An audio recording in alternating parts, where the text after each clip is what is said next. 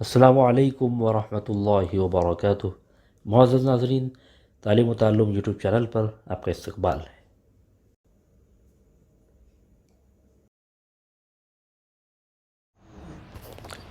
سلسلہ نمبر 62، سوال نمبر 1۔ آپ صلی اللہ علیہ وسلم نے صحابہ کو سب سے پہلے کس ملک کی جانب ہجرت کرنے کا اشارہ فرمایا؟ اے مصر، بی شام، سی عراق، ڈی حبشہ۔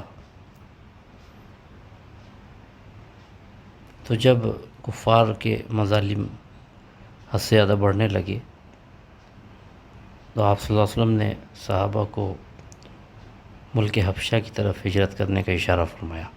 آپشن ڈی درست جواب۔ سوال نمبر 2۔ صحابہ رضی اللہ عنہم نے حبشہ کی پہلی ہجرت کس سن نبوی میں کی؟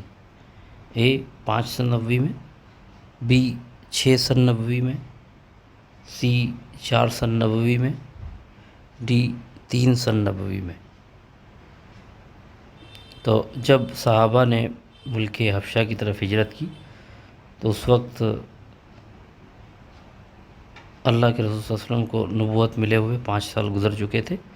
5 سن نبوی میں حبشہ کی طرف پہلی ہجرت ہوئی۔ آپشن اے درست جواب۔ سوال نمبر 3۔ حبشہ کی پہلی ہجرت میں کتنے مرد اور کتنی عورتیں شریک تھیں؟ اے 11 مرد اور 6 عورتیں، بی 12 مرد اور 6 عورتیں، سی 11 مرد اور 5 عورتیں، ڈی 12 مرد اور 5 عورتیں۔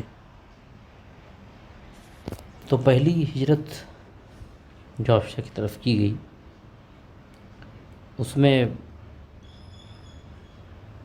11 مرد اور 5 عورتیں شامل تھیں۔ آپشن سی درست جواب ہے، اس میں کچھ اختلاف بھی ہے۔